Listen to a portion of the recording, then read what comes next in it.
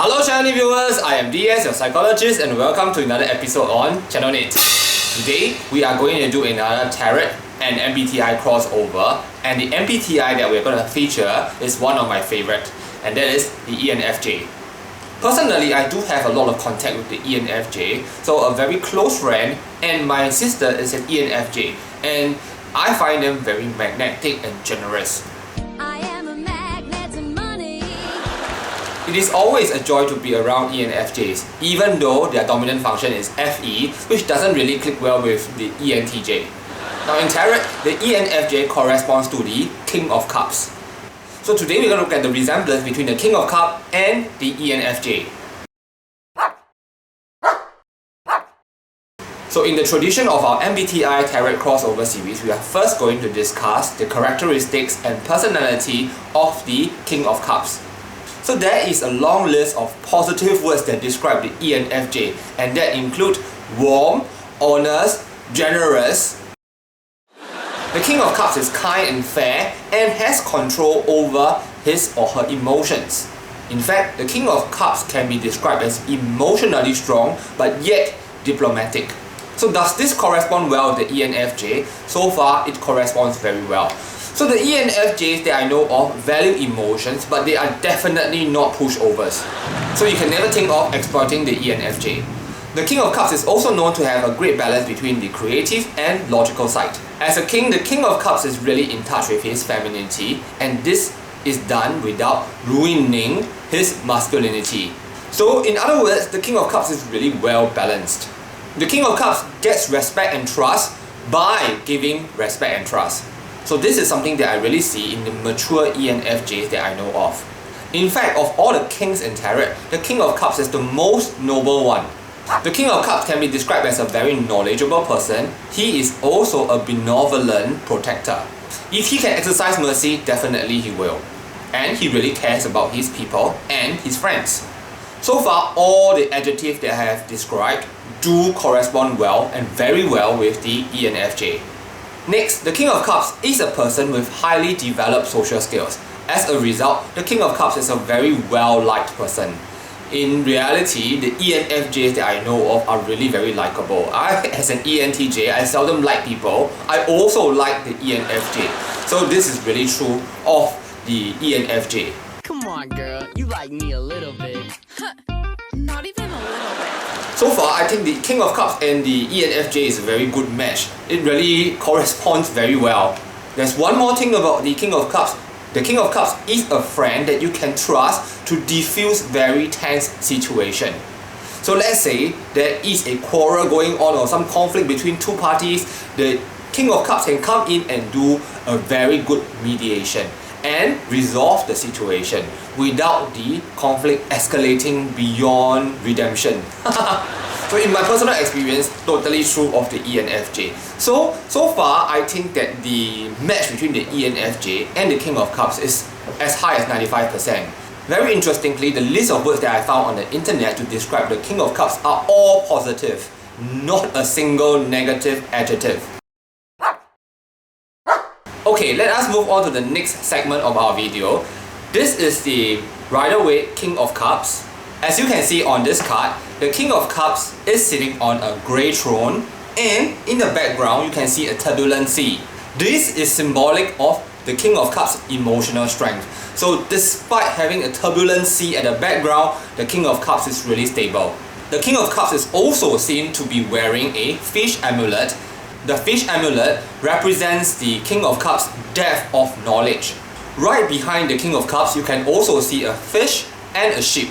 So the fish represents the King of Cups' creativity, while the sheep represents the King of Cups' ability to navigate the emotional territory.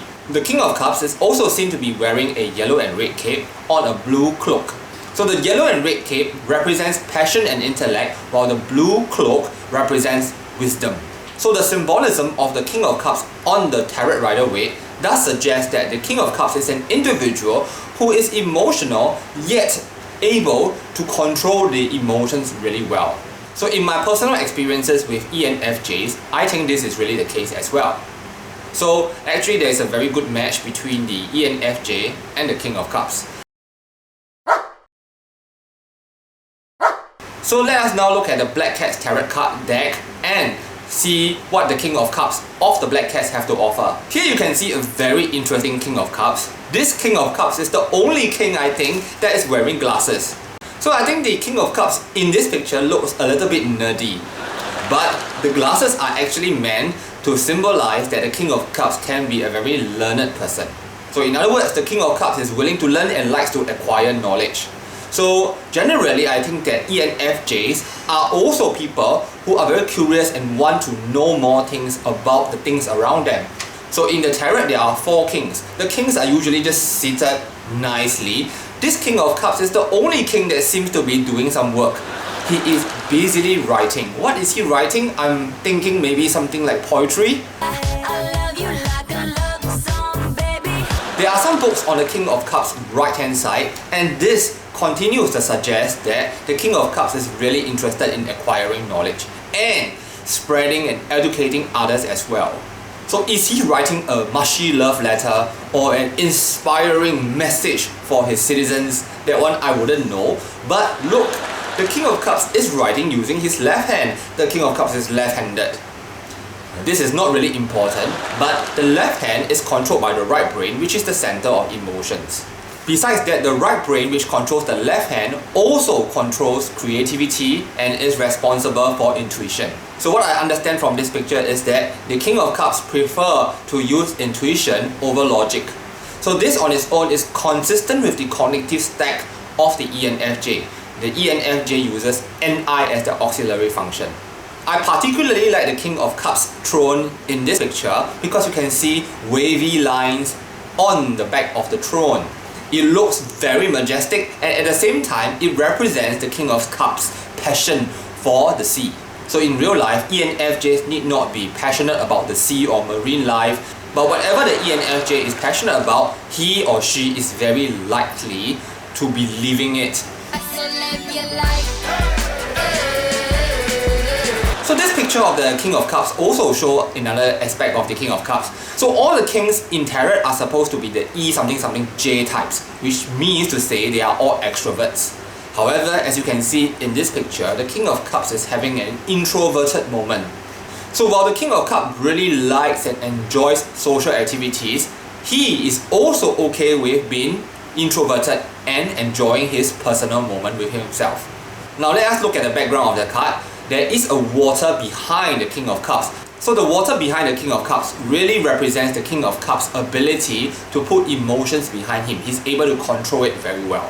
Unlike the dreamy Queen of Cups card, where everything seems to be in a very wonderland type of state, this King of Cups card really shows a lot of realism.